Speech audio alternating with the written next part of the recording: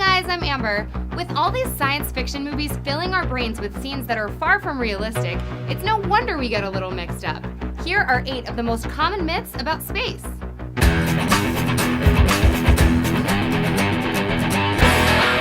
Number 8, you explode.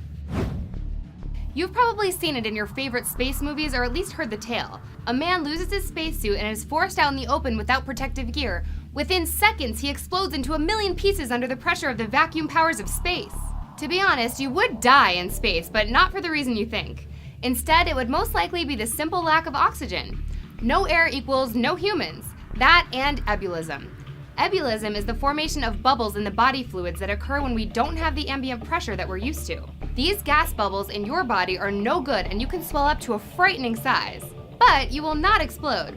Unless you have gotten skin tightening surgery perhaps, as your skin is naturally stretchy. How do you think a woman's stomach grows when she has a baby? But more than likely, the lack of oxygen would kill you quickly. In a few seconds, you'd lose consciousness. Unlike when underwater, when in space, the lack of Earth's pressure may cause your lungs to go haywire if you were to hold your breath and the air tries to escape. After that, you'll still last a couple of minutes before peacefully passing away in your state of unconsciousness. Though that ebullition thing may sting a tad, or a whole lot. Number 7, you become weightless.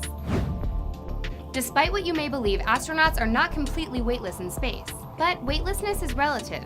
It can be said that any object that is falling freely is weightless, no matter where it happens to be. So in space, astronauts simply feel the sensation of being weightless. Imagine you're riding a roller coaster and you reach that spot where you lift up out of your seat for a second. That is about what it's like to be in space, only in space it is more constant. So in reality, weightlessness in space isn't because there's no gravity in space making them literally not weigh anything. It isn't because the vacuum of space zaps away any gravity or takes away the air resistance. It isn't even because the astronauts are far from Earth where gravity is no longer relevant. People say the absence of air has an effect, but air pressure and gravity aren't as related as you may think. Besides, the force of gravity can penetrate through space itself, but the force of gravity is not affected by air pressure. So there is no air pressure, but the gravity in space isn't zero. The real reason is that there is no external contact force pushing or pulling their bodies. That's it. It's not some weird timey-wimey space thing, just earthly science. Number 6, it's always freezing. This one is totally ridiculous, but many people believe that space is always at freezing temperatures no matter where you go. But in reality, it's far from it. Again, it's all relative here. Some parts of space are so hot that they reach millions of degrees. Temperatures so high that we literally can't even imagine what it would begin to feel like. This is because before we had a chance to even realize it, we'd be blasted out of existence. On the other hand, there are places that can reach 455 degrees below zero, Fahrenheit that is. So how is this decided if the range is so broad? Well, the gas in space is generally too thin to be of use on those cold space nights. Heat in your body may radiate away very quickly without its help. This is in the shade. When the sun hits you, temperatures can scorch you in no time. Sure, there are drastic extremes depending on location. With a different setting, conduction, convection, and radiation are totally different in space. But in space, the Earth's distance from the sun is a fairly comfortable 45 degrees Fahrenheit. Number 5, the sun is on fire. No, I hate to break it to you, but the sun is not on fire. You may imagine a flammable ball that catches on fire like paper dipped in kerosene, but that's not our sun. When paper is caught on fire, the carbon, hydrogen, and oxygen combine with the molecules of oxygen in the atmosphere to create carbon dioxide and water. This compound releases heat and light, and this reaction is known as combustion. But the sun doesn't use combustion, but rather nuclear fusion. Every second, the sun converts 700 million tons of hydrogen into 695 million tons of helium. This conversion creates gamma rays that reach the Earth as light. The temperature of the sun is about 28 million degrees at its core, but it is not on fire as we know it. So in short, it is burning, but it is not on fire. Obviously, our concept of fire is much different than what the sun is producing. In fact, if there was life on the sun, the inhabitants would probably think that what we see as fire is simply a different form of burning, a different chemical reaction. They would also think that our fire is freezing and they would truly freeze to death in a way if coming into contact with it. Number 4, the sun is yellow. All those years of coloring your pretty landscapes with a yellow sun have been all wrong. So what color is it? Orange? Nope. Red? Nope. White? Nope. Just kidding, it's white. But not in the way you think.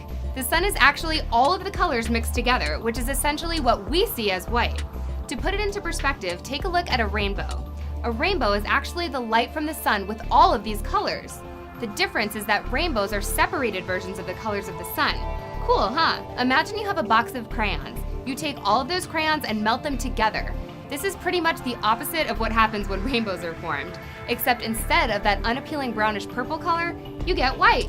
Each of the colors of the sun and the rainbow has a different wavelength, with red being the longest and blue being the shortest. So when we see the sun on the horizon, the shorter wavelengths are scattered out by the atmosphere, so only the longer waves, such as red and orange, are visible. In fact, this is the same reason that the sky is blue. In a way, those short wavelengths reflect and bounce off the atmosphere to reveal a blue sky. Who knew? Number 3, the moon causes tides alone. Some people think that tides are caused by the gravitational interaction between the Earth and the moon alone. They say that the gravitational attraction of the moon causes the oceans to bulge out in the direction of the moon. While this is true, that pull isn't strong enough to create the world's largest tides. That's because tides are not simply caused by the gravitational pull of the moon. The moon doesn't exactly revolve around the Earth, but they both revolve around the center of gravity. But the Earth is a lot heavier than the moon, so it travels in smaller circles. It is partly this movement that causes the oceans to move around like a little kid walking with a bowl of milk and cereal. You can see the milk sloshing around, right?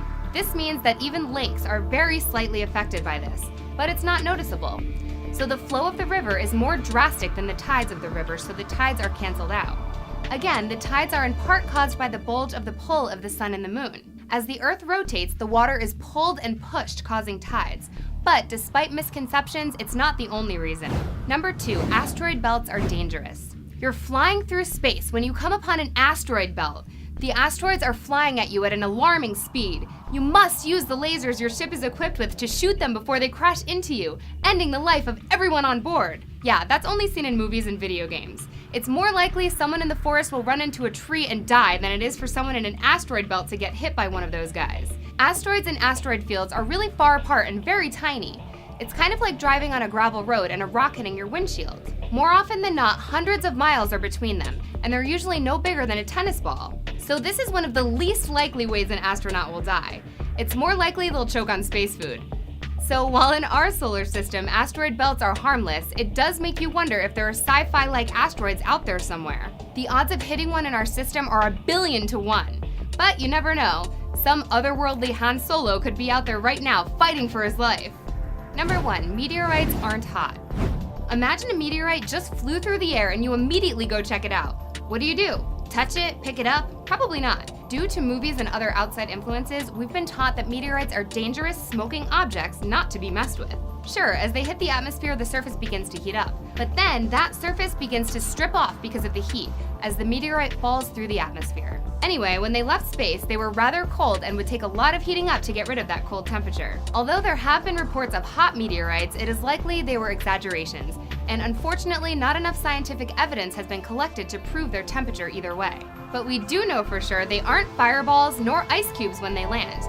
More than likely, they're a pretty comfortable temperature. The process that happens as it flies through the air is actually the perfect cooling and heating method.